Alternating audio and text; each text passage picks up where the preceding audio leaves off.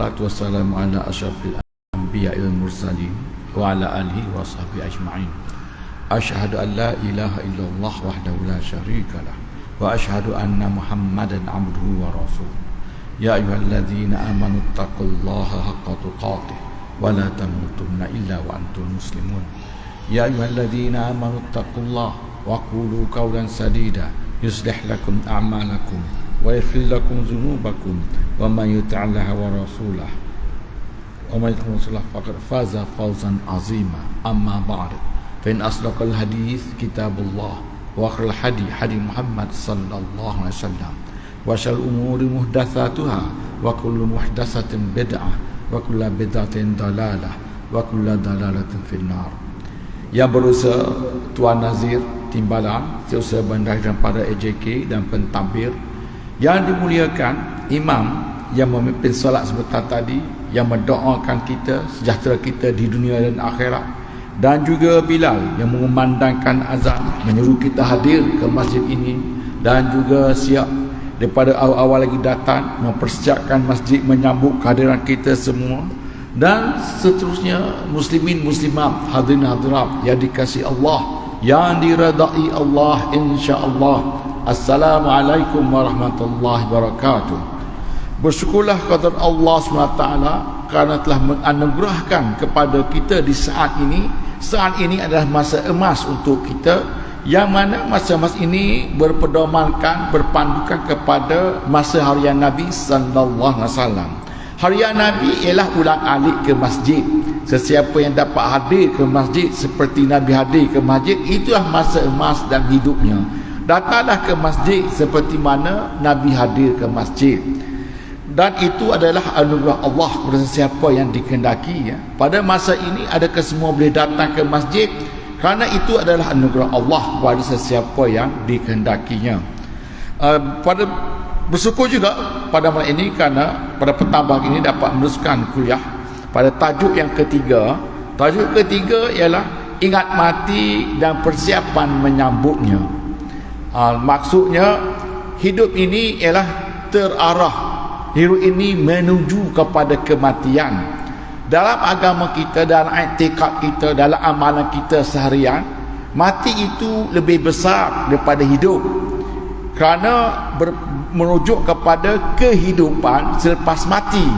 Kehidupan seperti itu, mati itu lebih besar daripada yang kita hidup di saat ini. Hidup di saat ini hanyalah sementara. Dia boleh tempoh sedikit sahaja, 60 tahun, 70 tahun, 80 tahun, 100 tahun, 100-200 tahun, sedikit sahaja.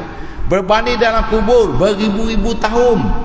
Kita akan dalam kubur beribu-ribu tahun. Seperti ya, kalau kita lihat kepada Nabi sallallahu alaihi wasallam, dah 1400 tahun meninggalkan kita. Nabi ini di sisi Allah SWT, dan kita doakan kepada Nabi kita, ati Sayyidina Muhammadanil wasilata wal fadilah. Kita doakan Nabi kita dah 1400 tahun, dan Nabi hidup 63 tahun. Begitulah juga dengan kita. Hidup sebelum mati itu lebih besar. Bagaimana dengan Abu Jahal? Umurnya seperti juga dengan Nabi, dah 1400 tahun. Di mana dia berada? Terazab di kuburnya. Dah 1400 tahun terazab. Bila akan berakhir? Akan berakhir apabila dibangkitkan pada hari kebangkitan. Bila? Tak tahu. Dah 1400 tahun. Itu lebih besar. Itulah yang difirmankan oleh Ta'ala, amma yatasa'alun anin naba'il azim. Mereka bertanya kepada engkau tentang perkara besar.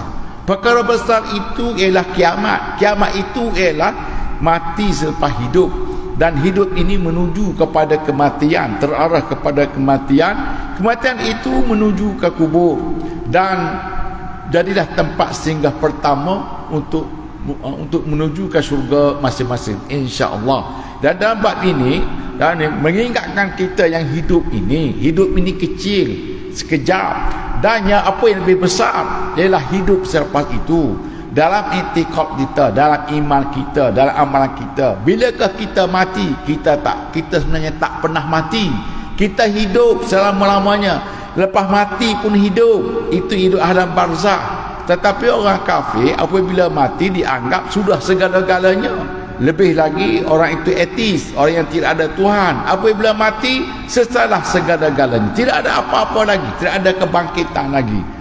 Seperti orang kafir dahulu, Ubay bin Khalaf, awalam yaral insanu anna khalaqnahu min nutfatin fa idza huwa khasimun mubin wa daraba lana masalan wa nasiya khalqah qala man yuhyil izama wa hiya ramim qul yuhyiha allazi ansha'aha awwala marrah wa huwa bikulli khalqin alim.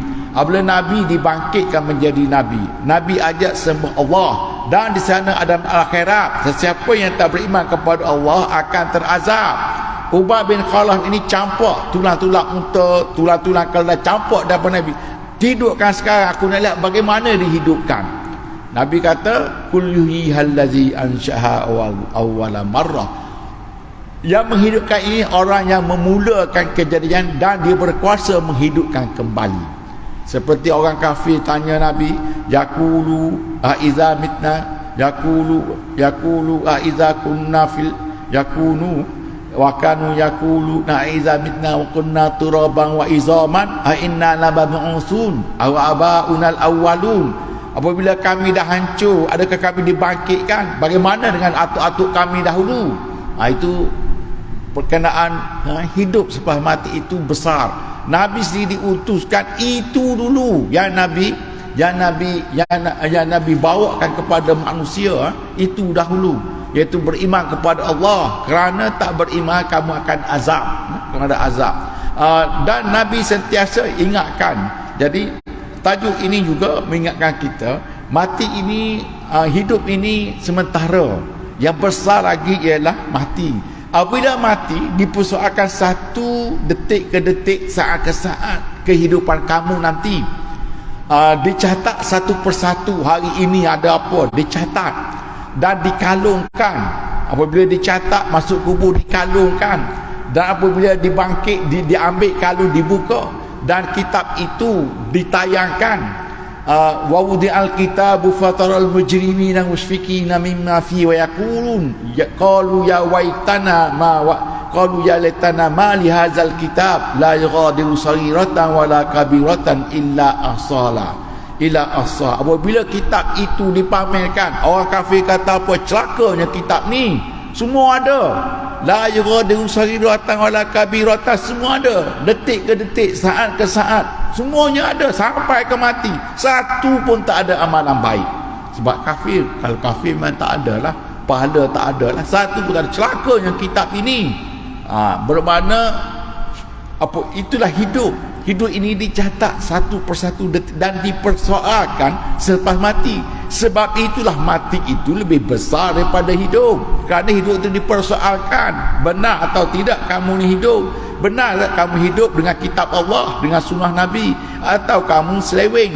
Itulah yang kita minta kepada Allah setiap kali kita solat. Ihdinas siratal mustaqim, siratal ladzina an'amta alaihim ghairil maghdub. Kita bukan orang dimurkai. Bagaimana nak masuk kubur nanti? Bagaimana kamu mati sebagai orang yang dimurkai?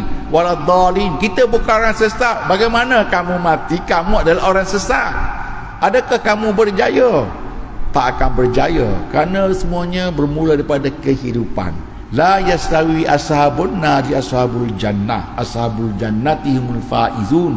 Tak sama ahli neraka dan ahli syurga. Ahli syurga itu ialah orang yang berjaya. Itulah dikatakan hidup ini menuju kepada kematian. Kematian itu lebih besar daripada hidup. Saat ke saat, detik ke detik dicatat dan dipamerkan nanti. Semuanya ada dalam situ. Semua ada. Itu diingatkan kepada kita dalam bab ini. Dengan itu Nabi kata, perbanyakkanlah ingat kepada kematian. Perbanyakkan, bukan ingat setiap detik 24 jam tu ingat semua 24 jam ingat kepada kematian. Disebut perbanyakkan saja. Sebab hidup ini nak menikmati kehidupan.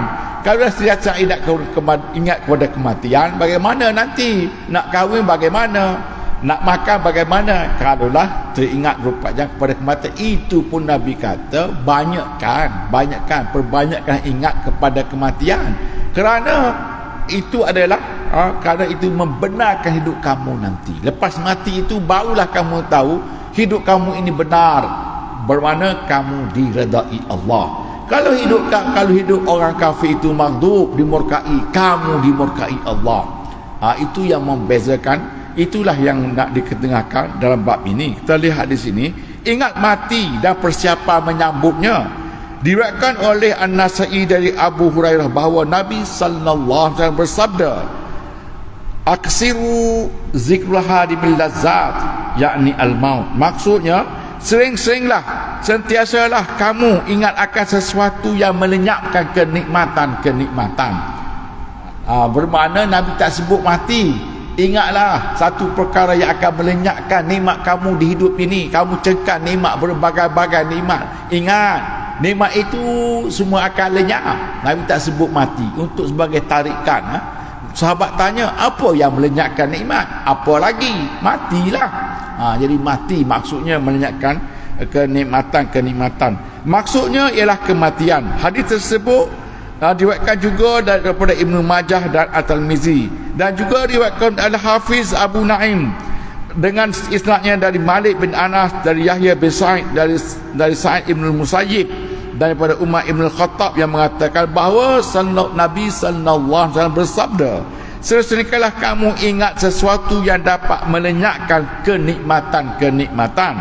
Sahabat bertanya, ya Rasulullah, apa itu yang melenyapkan kenikmatan? Baginda menjawab, kematian. Ingat, nikmat yang Allah diberikan kepada kamu itu sementara. Nikmatilah, tak salah. Wabtaghi fima atakallahu wabtaghi atakallahu minal akhirah. Maknanya kecaplah nikmat itu tak salah, dan ingat kepada persediaan kepada kematian. Bermaknanya nikmat Allah beri kepada kita ini terlalu banyak, tetapi dalam nikmat itu janganlah jadi seperti semut mati dalam nikmat, tak tahu apa-apa. Janganlah jadi seperti alhaakumut takasur hatta zurtumul maqabir kalla saufa ta'lamun thumma kalla saufa ta'lamun. Seperti semut mati dalam gula, tak tahu apa. Nikmat sangat, mati dengan nikmat tidak ada apa-apa. Maksudnya kejar dunia, alhaakumut takasur, kejar dunia, berlomba-lomba mencari kehidupan tanpa iman, ataupun kalau yang beriman tinggalkan amalan soleh, tidak ada. Sedar bila? Sedar dalam kubur. Hatta zurtumul maqabir, ini nahas kepada kita. Itu diingatkan. Kejar dunia tak salah. Carilah harta seakan-akan kamu akan hidup 1000 tahun. Beribadatlah pada malam hari seakan-akan seolah kamu akan mati besok hari. Itulah orang yang cerdik. Ada orang cari dunia, lupa terus, malam siang lupa terus. Bila dia sedar, ketika dalam kubur, itu nahas. Kerana apabila kubur dia sedar, tak guna lagi. Itu diingatkan. Hidup ini tidur, sedar dalam kubur, itu tak guna. Hidup ini sedar, dalam kubur segar. Itulah hidup seorang yang benar. Diingatkan, kalau dah kamu tak ingat mati, kamu akan lalai dengan dunia ini. Dunia ini makin hari makin cantik, makin malam makin cantik, makin malam warna-warni berkilau-kilauan, makin cantik. Itu ujian. Tetapi diingatkan, Nabi tetap Nabi, kitab Allah tetap kitab Allah. Jadi apa-apa yang betul dalam kitab, itulah yang benarnya. Apa yang ada pada Nabi, itulah yang sebenar-benarnya. Jadi ingatlah, Nabi menjawab, itu ialah kematian. Diriwayatkan oleh Tabrani dan Ibnu Majah daripada Umar bahawa ia berkata, ketika kami sedang duduk bersama Rasulullah, tiba-tiba muncul sahabat Ansar. Setelah mengucap salam kepada baginda Rasulullah, dia bertanya kepada Nabi sallallahu alaihi wasallam, ya Rasulullah, siapakah mukmin yang terbaik? Nabi sallallahu alaihi wasallam menjawab, yang paling baik akhlaknya. Ia bertanya lagi, dia bertanya, siapakah orang mukmin yang paling pintar? Baginda menjawab, orang yang paling pintar ialah orang yang selalu ingat kematian dan mempunyai persiapan terbaik untuk menyambut apa yang terjadi sesudahnya. Mereka itulah yang paling bijaksana dan paling pintar. Hadis ini juga diketengahkan oleh Ibnu Malik dan Ibn Malik. Maksudnya dalam satu kumpulan sahabat, ada seorang tanya Nabi. Mula dia tanya, siapakah yang Islam yang terbaik? Siapakah mukmin terbaik? Siapakah Muslim terbaik? Nabi jawab senang saja. Yang terbaik ialah yang terbaik akhlaknya. Seperti Nabi bersabda, innama bu'istu liutimmima makarimal akhlak. Aku sendiri diutuskan untuk menyempurnakan akhlak. Akhlak Nabi ini sempurna. Nabi ini Nabi akhir zaman. Akhlak Nabi ini yang sempurna. Sebab Nabi diutuskan untuk sempurnakan akhlak kita. Akhlak dan moral berbeza jauh sama sekali. Sebab akhlak itu adalah agama. Apa yang dilakukan dan akhlak dapat pahala, bukan sia-sia. Akhlak termasuk merakumi segala amalan soleh. Moral hanyalah nilai kepada nilai yang baik saja. Tak kira walaupun kalau itu berdosa atau tidak, tapi dinilaikan baik. Sampai LGBT pun baik. Itu moral, itu nilai lain. Akhlak itu laknatullah. Itu beza. Jadi si akhlak yang terbaik itu ialah siapa yang terbaik. Orang yang Islam terbaik itu siapa yang terbaik akhlaknya. Akhlak terbaik itu ialah akhlak Nabi sallallahu alaihi wasallam. Kalau nak lihat akhlak Al-Quran, lihatlah kepada Nabi. Nak lihat Al-Quran naik unta, lihatlah Nabi. Nak lihat Al-Quran berjalan, lihatlah Nabi. Kerana apa? Kerana Nabi itu diibaratkan seperti Al-Quran hidup. Itu tingginya akhlak Nabi sallallahu alaihi wasallam. Itu kita tinggalkan. Yang kedua, dia tanya pula, tanya, siapa pula yang paling bijaksana? Bijaksana, bijak sini, pintar sangat. Siapa? Jadi orang yang bijak ini, orang yang boleh menyelesaikan masalah. Orang yang bijak ini tempat tumpuan untuk ditanya permasalahan. Itu orang bijak. Orang yang bijak ini kadang-kadang dia nampak apa yang akan berlaku di depan, dan dia boleh memberi panduan bagaimana nak selesaikan masalah ini. Jadi orang yang bijak ini orang yang dapat menyelesaikan masalahnya ketika dia hampir mati, ketika sakarat, dan ketika dalam kubur, dan ketika hari huru-hara. Ini orang bijak. Nabi dah beritahu, kamu akan hadapi masalah yang besar, amma yatasaalun anin naba'il azim, iaitu saat kematian kamu, itu perkara besar. Dan saat kamu dalam kubur, itu perkara besar. Fitnah yang paling besar ialah fitnah di kubur. Tidak ada lagi masalah yang paling besar, iaitu di kubur dan ketika sakarat dan ketika hari kebangkitan. Itu masalah yang besar untuk kamu selesaikan. Masa dia beri tempoh 30 tahun, 60 tahun di dunia. Selesaikan masalah itu. Siapa yang bijak dapat selesaikan. Dan banyak orang-orang yang bijak ini berlalu meninggalkan jejak kepada kita. Dan Nabi sallallahu alaihi wasallam itulah yang paling utama, yang paling teragung. Dan dia meninggalkan jejak. Jejak itu ditinggal kepada kita untuk kita lalui. Jadi orang yang bijak dia akan lalui itu kerana mahu selesaikan masalah. Masalah dalam kubur, masalah dibangkitkan balik, itu masalah paling besar dalam hidup kamu.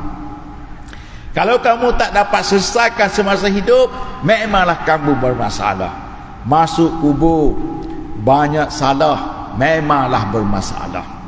Masuk kubur tiada masalah, masuk kubur tidak ada salah, maka tidak adalah masalah. Ini orang bijak. Orang bijak ini dia selesai masalah semasa hidup. Kerana nak masuk kubur itu diterangkan berbagai-bagai dalam kubur itu. Selesaikan semasa hidup. Dan kamu akan dibangkitkan berbagai-bagai. Kamu akan dibangkitkan, diuji, ditimbang, dihisap, akan menerima kitab sebelah kanan, sebelah kiri, insya-Allah sebelah kanan. Kamu akan melintas jalan sirat. Itu masalah besar. Dan selesaikan semasa hidup. Jadi orang yang dapat selesaikan itu ialah orang yang bijak. Seperti Nabi jawab, sahabat tanya, siapa pula orang yang bijaksana, yang paling pintar? Nabi menjawab, yang paling sering ingat kematian dan mempunyai persiapan terbaik menyambut apa yang terjadi sesudahnya. Al-kayyisu man dana nafsah wa amila lima ba'dal maut, wal ajizu man ittaba nafsahu hawaha wa tamanna 'ala Allah. Itu orang yang lemah. Orang bijak dia ingat kepada kematian, dia buat persiapan untuk menyambut kematian, sebab dia tahu itu masalah yang besar. Dan orang yang paling lemah pula, orang yang paling lemah itu ialah orang yang mengikut hawa nafsunya, tetapi berharap terhadap Allah SWT. Kalaulah ikut nafsu, bermakna kamu ikut syaitan. Kemudian ikut syaitan, nak berharap kepada Allah, bolehkah kamu dapat keampunan? Sedangkan Allah ampun orang yang bertakwa, orang yang sentiasa beristighfar. Kalaulah kamu ikut nafsu, barang kamu ikut syaitan dan kamu berharap kepada Allah, inilah orang yang sesat. Sepatutnya kalau nak harapkan kepada Allah, lakukanlah apa yang diperintah oleh Allah. Dan itulah orang yang bijak. Orang yang bijak itu ingat kematian, dia bersiap sedia untuk masuk kubur. Maksudnya masuk kubur tidak ada bawa yang salah. Apabila kubur tak ada masalah, kubur pun akan menjadi taman syurga, tak akan jadi jurang neraka. Dibangkit esok-esok, dibangkit penuh cahaya.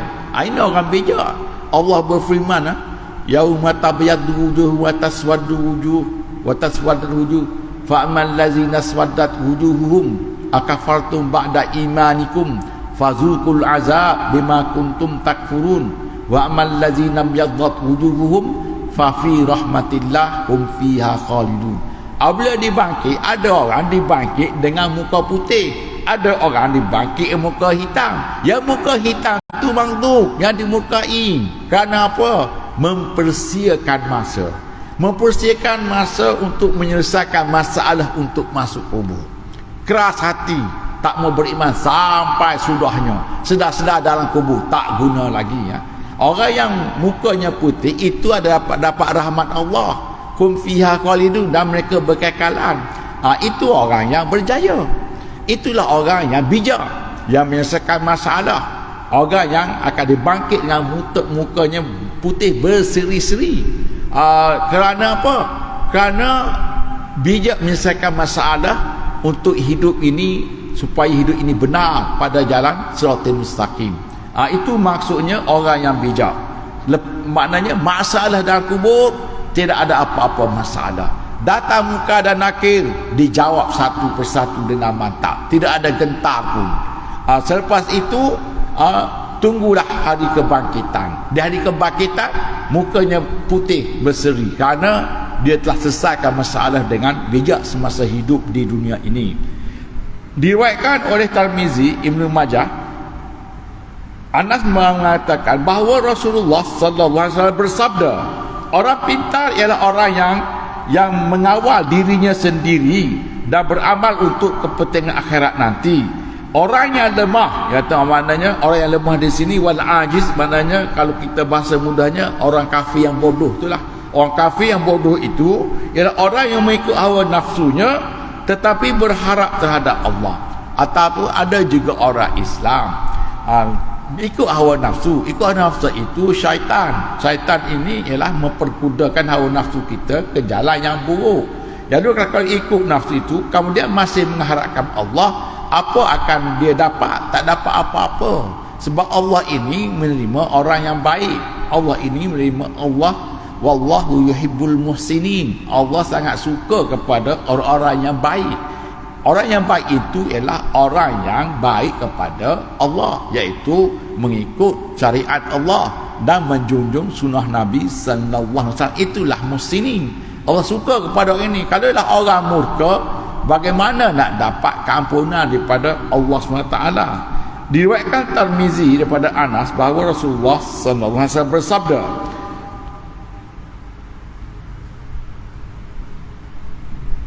sesering-seringkanlah mengingat kematian, kerana sesungguh hal itu boleh membersihkan dosa-dosa dan dapat membuat bersikap zuhud terhadap dunia. Perbanyakkanlah ingat kematian. Kematian itu akan sabar kamu. Ainama takunu yudrikumul maut. Di mana kamu berada, kamu tetap disambar kematian. Di mana kamu berada, kamu disambar malikil maut. Kita tahu sebelah kanan kita yang catat amalan baik, sebelah kiri atid yang catat keburukan kita. Belakang kita siapa? Belakang kita itu malikil maut, yang pandang kita atas bawah, tak kurang beberapa puluh kali sehari datang. Itulah malikil maut belakang kita. Seperti bayang-bayang kita ketika berjalan ada banyak. Itulah malikil maut. Bayang kita itulah malikil maut. yang datang, dan tiba masanya tak akan lewat satu saat, tak akan cepat satu saat. Itulah diingatkan. Itu rahsia. Rahsia. Kalaulah baik, insya-Allah mati baik. Kalaulah buruk tak sempat taubat, buruklah nanti. Kalaulah campur buruk baik, itu terserah bagaimana ditimbangnya nanti ya. Jadi itu diingatkan. Sering ingatlah, kerana kalaulah kamu ingat kepada kematian, boleh hapuskan dosa-dosa kamu. Sebab kamu akan takut ingatkan kematian, takkan nak salah. Hidup ini takkan nak salah. Lalu mengelak daripada kesalahan, dan dapat menjadikan kamu zuhud terhadap dunia. Kalaulah kamu ingat kepada kematian, kamu jadi akan zuhud. Apa itu zuhud? Zuhud ini ialah kita membenci perkara yang menyebabkan kita hina di akhirat. Kita benci perkara itu, kita akan hina di akhirat. Apabila kita benci, kita akan hina di akhirat. Contohnya tadi, kalaulah boleh bangkit muka hitam, itu kehinaan. Kalau bangkit muka putih, itu kemuliaan. Kita benci perkara yang merugikan kita. Kita benci kepada yang merugikan kita di akhirat nanti. Zuhud juga berarti mengambil dunia ini sekadar untuk mengecapinya, dan banyak memberatkan akhirat. Walaupun dia seorang kaya jutawan, tetap zuhud. Sebab pada zaman Nabi, semua sahabat Nabi yang kaya raya itu terkenal dengan zuhud. Sayyidina Osman Affan kaya, sekali nak derma binatang untuk fisabilillah perang, 150 ekor unta, 100 ekor kuda diberi percuma. Itu tetap zuhud, jutawan tetap zuhud. Jadi zuhud ini orang yang boleh mengimbang dunia akhirat, ataupun mengambil dunia sekadar keperluan. Sebab itu adalah untuk akhirat. Tak kira sama ada dia kaya ke, miskin ke, kedudukan macam mana sekalipun, semua orang menjadi zuhud, asalkan kalaulah dia itu boleh imbang dunia dan akhirat. Tak kira sesiapa. Sebab pada zaman Nabi, semua sahabat yang kaya terkenal dengan zuhud. Seperti Abdullah bin Affan, seorang kaya, peniaga yang berjaya, tapi tetap terkenal dengan zuhud. Kerana dunia tetap tak ditinggalkan. Dunia tetap tak ada. Wabtaghi fima ataqallahu dal akhirah wala tansa nasibaka minad dunya. Jadikanlah kekayaan kamu itu untuk capai akhirat. Ini orang zuhud. Kekayaan yang Allah beri kepada kita ini, kita capai untuk akhirat, bukan dunia semata-mata. Dan jangan lupa bahagia kamu dunia. Kalau kita seorang jutawan, bukan semua kita beri kepada akhirat. Wala tansa nasibaka fid dunya. Mana kecapilah dunia itu. Dunia ini untuk kita kecap juga. Sebab dunia itu nikmat bagi kita sebagai seorang khalifah di muka bumi ini. Itu zuhud. Kalau ingat kepada kematian, jadi kamu boleh imbang dunia akhirat. Jadi dunia ini diambil sekadar keperluan, dan baki itu ditumpukan kepada akhirat. Itu zuhud. Makna zuhud ini maknanya mengambil berat tentang akhirat. Dunia ini sekadar keperluan. Jadi kalaulah ingat kepada kematian, dia ni seorang kaya ke, seorang miskin ke, dia tetap akan menjadi zuhud. Kerana apa? Dia masih memberatkan akhirat. Masih memberatkan akhirat. Di samping itu juga dunia dia tak tinggalkan. Jadi kalau orang kaya, rumahnya besar mungkin bertingkat-tingkat, tetapi dia juga seorang yang zuhud. Kalaulah banyak bahagian lain disedekahkan kepada jalan Allah, itu orang zuhud. Maknanya selagi orang itu boleh imbang dunia akhirat, bermakna dia tetap seorang yang zuhud. Tapi kalau tak ingat kepada kematian, bagaimana nak jadi zuhud? Sebab zuhud kematian itu akan memandukan kita kepada hari akhirat. Bermulanya hari akhirat dengan alam barzakh, iaitu dengan mati dahulu, dan tunggu akan menuju ke alam akhirat apabila kamu dibangkitkan nanti. Dan hidup itu diberi peluang. Setiap orang diberi peluang 50-50. Tak kira sesiapa pun, peluang itu untuk berjaya diberi peluang dan masa yang cukup. Tidak ada apabila di akhirat nanti, tidak ada. Kalaulah ada orang kata masa tak cukup, Allah jawab cukup. Awalan nu'ammirkum, adakah aku panjangkan umur kamu cukup untuk kamu berfikir? Wahai orang yang berfikir, umur berapa? 50 tahun bagi Allah tetap cukup. Tak fikir kau 50 tahun aku beri kepada kamu, 40 tahun cukup, 30 tahun cukup, 20 tahun cukup. Sebab semuanya itu kerana hidup ini berpandu kan kepada kitab Allah dan Nabi Allah, iaitu Nabi terakhir Nabi Muhammad sallallahu alaihi wasallam. Allah kira cukup. Tak ada alasan nak kata masa tak cukup untuk beribadat. Kenapa kamu bahagikan untuk ini dahulu, kamu di akhir-akhir jadi lain? Sepatutnya apabila kamu beriman, sentiasalah beramal soleh, tak kiralah kamu umur berapa sekalipun. Itu di sisi Allah SWT. Jadi masa itu tetap cukup kepada kita, kuasa siapa saja. Lebih-lebih lagi apabila seorang itu berumur lebih 60 tahun, Allah kira lagi dah cukup kamu sampai 70 tahun, sampai berapa tahun. Apa masalah kamu kata tak cukup? Sebenarnya kamu ini ada benar. Inna ja'alna ala qulubihim akinnatan an yafqahu wa fi adhanihim waqra. Sebenarnya kamu terlalu engkar kepada kitab Allah, terlalu engkar kepada Nabi, jadi kamu pun tertutup telinga kamu, tertutup dengan kamu. Jadi kamu tak nampaklah lagi yang sebenarnya hidup ini. Apabila dah kubur kamu sedar, itu maknanya kamu tidur semasa hidup. Itu diingatkan supaya kita ini berhati-hati dengan kehidupan. Masa itu tetap cukup bagi kita di sisi Allah Subhanahu Wa Taala.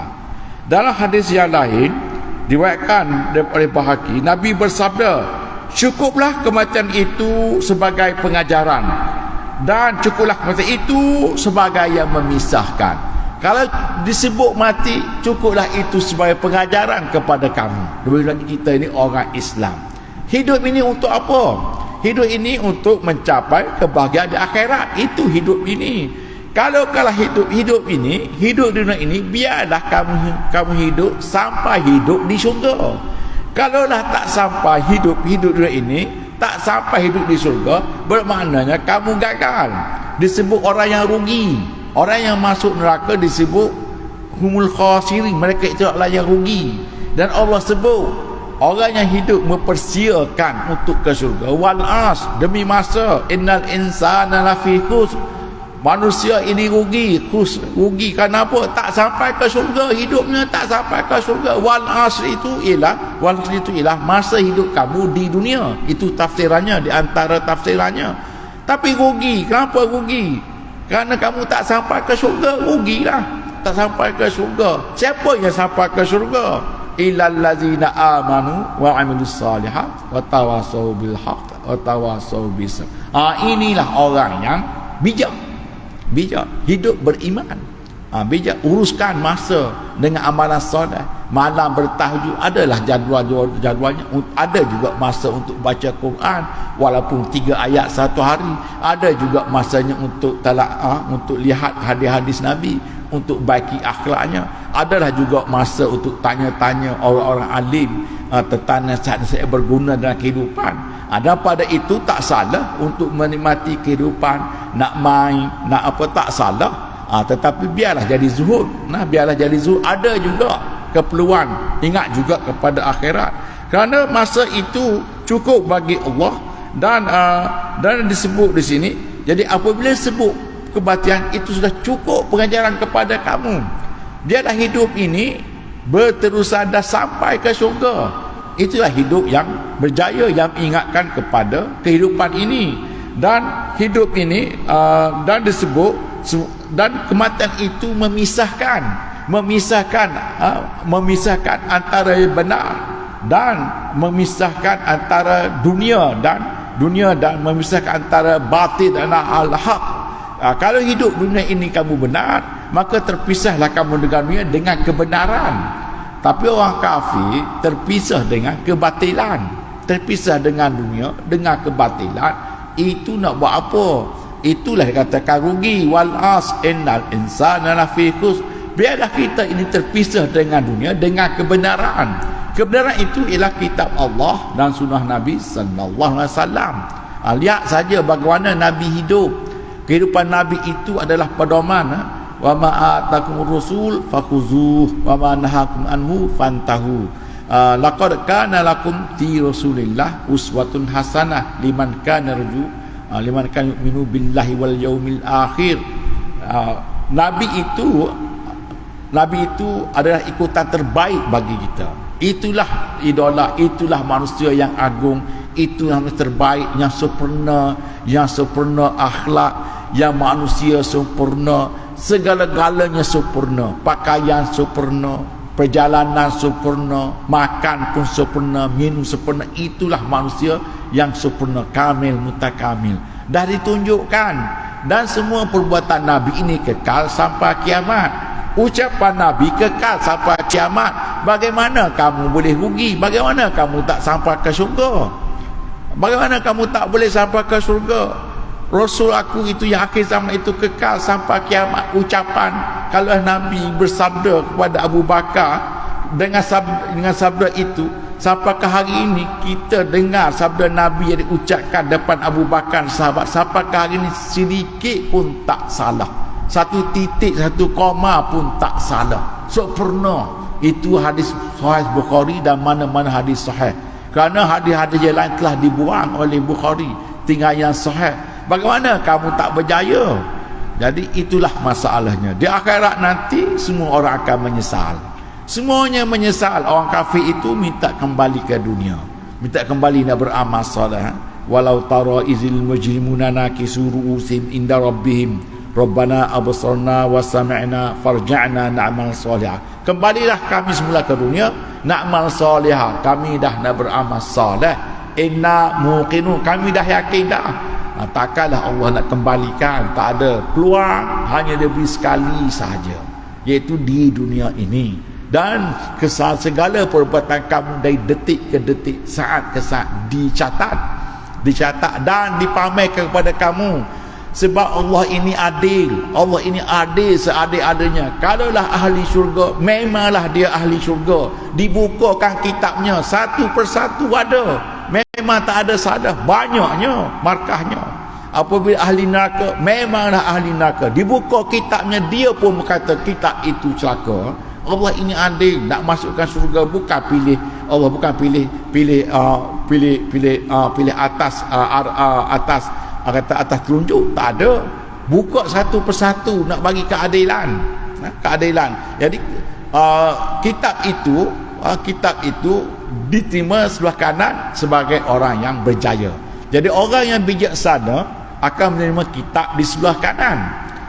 Orang yang lemah tadi, dia akan terima kitab di sebelah kiri ataupun di pada belakangnya, dan dimarah, dimaki, dihamun oleh malaikat kerana mempersiakan masa hidup. Kenapa kamu persiakan masa hidup? Apa sebenarnya kehidupan kamu di dunia ini? Bukan untuk hidup semata-mata. Hidup ini untuk beribadat kepada Allah. Hidup ini untuk beramal soleh kepada Allah.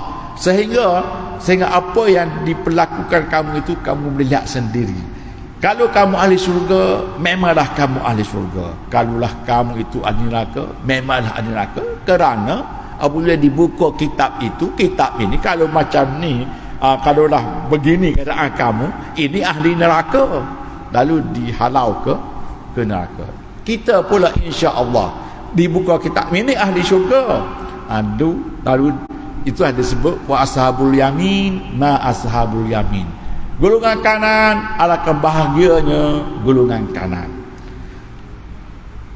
Ada ulama mentafsirkan dalam hadis riwayat Haisami At-Tabrani disebut bahawa sahabat bertanya kepada Nabi sallallahu alaihi wasallam, "Ya Rasulullah, apakah di akhirat nanti ada seorang yang akan dikumpulkan bersama para syuhada?" Nabi menjawab, ada, iaitu orang yang sering mengingat kematian sebanyak 20 kali sehari semalam. Ini hadis dhaif. Walaupun hadis dhaif, sebagai pengajaran dan iktibar kepada kita, tak ada apa-apa salah. Sebab kita, di sini bukan berhujah fiqh. Kalau berhujah fiqh memanglah mereka akan bawa hadis-hadis yang sah. Tapi di sini pengajaran, pendidikan, iktibar kepada kita. Jadi sahabat tanya, ada tak orang ini boleh berkumpul bersama orang-orang yang syahid? Sebab orang yang syahid ini masuk syurga tanpa dihisap, mati pun tak dikapang, terus dimakamkan di mana tempat mereka gugur syahid. Sahabat tanya, sebab mati syahid itu mati yang tertinggi di sisi Allah. Sahabat tanya, Nabi kata ada. Apa? Orang yang ingat kepada kematian 20 kali sehari semalam. Dia sama juga orang yang mati syahid, dikumpulkan dengan orang mati syahid. Jadi sehingga menyatakan di sini, kalaulah banyak ingat kepada kematian, dia pun akan berkumpul dengan orang mati syahid. Itu terserahlah nanti, sebab hadis ini dikatakan hadis yang tak kuat.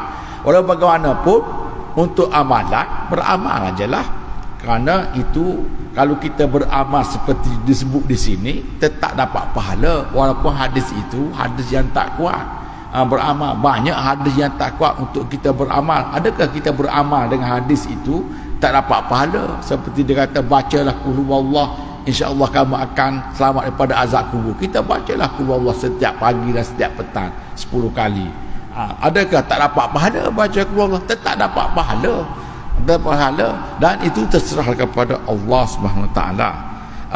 Ada ulama mentafsirkan ayat surah Al-Mulk, tabarakallazi biyadihil mulku wa huwa ala kulli syai'in qadir allazi khalaqal maut wal hayah linabluwakum ayyukum ahsanu amala. Jadi Allah berfirman, Allah sebut allazi khalaqal maut, Allah menjadikan mati. Allah sendiri menyebutkan mati dahulu, bukan sebut hidup. Allazi khalaqal maut wal hayah, Allah jadikan mati dan barulah sebut hidup. Bermaknanya mati itu lebih besar daripada hidup. Kaifa takfuruna billahi wa kuntum amwatan fa ahyakum summa yumitukum summa yuhyikum summa ilaihi turja'un. Bagaimana kamu boleh kafir, sedangkan Allah mati, nabillahi wa kuntum amwatan, mati kamu hidup. Dan ayat ini pun disebut mati dahulu, bermakna mati itu besar daripada hidup. Hidup itu kecil, tetapi dia sumber kepada kehidupan selepas mati. Jadi ada orang mentafsirkan yang menjadikan mati dan hidup supaya dia menguji kamu, siapa di antara kamu yang baik amalnya. Untuk uji siapa yang baik. Mengikut tafsir As-Sudah mengatakan, yang dimaksudkan ayat ini ialah orang yang paling banyak ingat kematian dan memiliki persiapan yang paling baik untuk menghadapinya dan paling takut kepadanya. Ini tafsir ayat yang kedua surah Al-Mulk, allazi khalaqal maut wal hayah liyabluwakum ayyukum ahsanu amala, iaitu orang yang paling banyak ingat kematian dan bersedia menghadapi kematian untuk masuk kubur dan menghadapinya, dan yang paling takut kepadanya dengan ingatan-ingatan tentang fitnah kubur.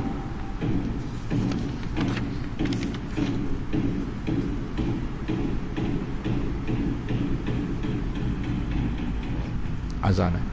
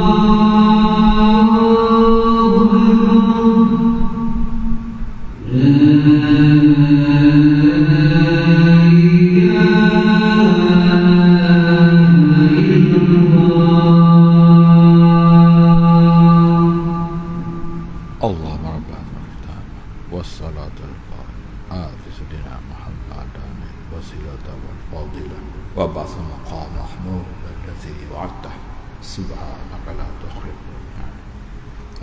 Kita sambung lebih kurang 5 minit tentang huraian ulama tentang sabda Nabi sallallahu alaihi wasallam. Sering-seringlah mengingat sesuatu yang dapat melenyapkan kenikmatan. Hadis yang pertama tadi itu adalah satu kalimah yang singkat, ringkas, tetapi syarat dengan pesan dan pelajaran. Orang yang benar-benar ingat kematian dengan sendirinya akan sedar tentang hakikat nikmat yang tengah dirasakannya di dunia, sehingga tidak akan banyak berharap nikmat itu akan abadi di masa datang, dan ia bersikap zuhud terhadap apa yang diharapkan daripadanya. Ini orang yang ingat kepada kematian dan menghayati kematian. Apabila dia menghayati kematian, apa yang dia sedang nikmat sekarang, sama ada dia tu paling kaya ataupun sederhana, dia merasakan ini tidak akan kekal. Yang kekalnya di akhirat. Yang dikekal akhirat ialah wal baqiyatus salihatu khairun inda rabbika thawaban wa khairun amal. Itu yang kekal. Wal baqiyatus salih. Yang kekal itu ialah amalan-amalan salih. Yang kekal itu amalan salih. Harta yang ada itu dipergunakan untuk mencari akhirat. Itulah menjadikan dia menjadi seorang yang zuhud, tetapi pada masa yang sama tetap mengecapi dunia. Dan dunia itu dia rasa tak akan kekal. Tetapi bagi orang yang sebaliknya, berjiwa keruh dan berhati lalai, alpa, lupa, dan menyebabkan dia dan dia itu perlu pengajaran yang panjang. Kalau seorang itu lupa dengan kenikmatan yang ada yang dikecapinya, sebab anugerah Allah ini sentiasa datang kepada siapa saja. Kalaulah terabai, terlalai dengan nikmat itu, bermakna dia lupa kepada kematian. Apa akan berlaku kepadanya? Berlaku apa yang ada, itulah akan dibawa. Harta tak dibawa kepada dalam kubur, selalu diingatkan. Apabila mati, apa yang ada? Kain kafan. Dan apabila mati, siapa kekal bersama kamu? Nabi kata apabila kamu mati, kamu dihantar oleh 3. Harta kamu, kereta BM kamu mesti hantar kamu setakat kat kubur sahaja. Dan yang hantar kamu yang keduanya ialah keluarga kamu, isteri kamu, anak kamu. Kalau isteri 3, 2, 3, hantar semua hantar kamu. Dan yang ketiga ialah amalan soleh hantar kamu. Apabila selesai, amalan soleh kekal bersama kamu, yang lain semua pulang. Itulah kematian. Jadi kalau ingat kematian, apa yang kekal sama kamu? Harta kamu selepas itu tak ada pun. Kalaulah anak kamu anak yang soleh, tetap mengalir sedekah jariah. Sebab itulah Nabi pesan, apabila mati semua terputus, yang tak terputusnya salah satunya lah anak yang soleh. Anak yang soleh menguntungkan kerana masih lagi mengalihkan sedekah kepada bapanya yang meninggal. Ada peruntukan untuk sedekah sana sedekah sini, dibahagikan peruntukan. Kalau selain pada itu bagaimana? Itulah kematian. Itulah kematian. Bermaknanya hadis Nabi itu tepat sekali. Apabila mati, yang tak putus dengan kamu sedekah jariah, ilmu yang manfaatkan, anak soleh mendoakan kamu. Anak soleh mendoakan kamu ini merangkumi semua. Kalaulah harta saki-baki yang masih tinggal, disedekahkan pada jalan Allah. Mereka akan bawa dulang dengan dulang emas, bawa hadiah kepada ayah yang mati apabila hartanya masih lagi disedekahkan. Itu dalam satu hadis.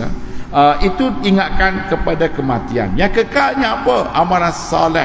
Jadi kalaulah orang itu sering ingat kepada kematian, dia akan seperti dia ini hidup di alam barzah. Dia mau bahagia di alam barzah. Kubur itu akan menjadi taman syurga. Imam itu akan doakan kepadanya, Allah maj'al qabrahu raudhatan min riyadil jannah wala taj'al qabrahu hufratan min hufratin niran. Jadikanlah kuburnya taman syurga. Taman syurga, insya-Allah taman syurga lah semua, insya-Allah. Semua masing-masing ada amalan soleh masing-masing, dengan tersendiri. Itu masa-masa yang diuruskan sendiri oleh kita semua. Itu diingatkan, jadi besarnya ingatlah kepada kematian. Ingatlah kepada kematian, dan ingatlah kepada kematian yang melenyapkan nikmat-nikmat. Maknanya amat mendalam kalaulah dihayati, kerana semuanya musnah. Yang kekalnya ialah amalan soleh. Itulah yang diingatkan kepada kita. Dan Allah berfirman, kullu nafsin za'iqatul maut wa innama tuwaffawna ujurakum yawmal qiyamah faman zuhziha 'anil nar wa udkhilul jannah faqad faz. Maksudnya setiap jiwa akan merasai mati. Kemudian selepas mati itu innama tuwaffawna ujurakum yawmal qiyamah. Jadi apa yang kamu lakukan kebaikan, disempurnakan pada hari kebangkitan nanti. Jadi ingatlah semasa hidup ini apa yang perlu kamu lakukan, apa yang perlu kita lakukan. Lakukanlah amalan syurga supaya kita tetap hidup dunia sampailah hidup di syurga nanti, insya-Allah. Itu yang dapat saya sampaikan pada petang pagi ini. Yang baik itu adalah hidayah Allah, yang buruk daripada saya sendiri. InsyaAllah kita akan jumpa lagi pada masa hadapan. Dan kita tangguh sesi ini dengan tasbih kafarah dan surah Wal Asr. Subhanakallahumma bihamdik, asyhadu an la ilaha illa anta, astaghfiruka wa atubu ilaik. Bismillahirrahmanirrahim. Wal asr innal insana lafi khusr illa alladhina amanu wa 'amilus solihati wa tawasaw bil haqq wa tawasaw bis sabr. Sekian, assalamualaikum warahmatullahi wabarakatuh. Allahu akbar, asyhadu an la ilaha illallah, asyhadu anna Muhammadan rasulullah. Hayya as-salat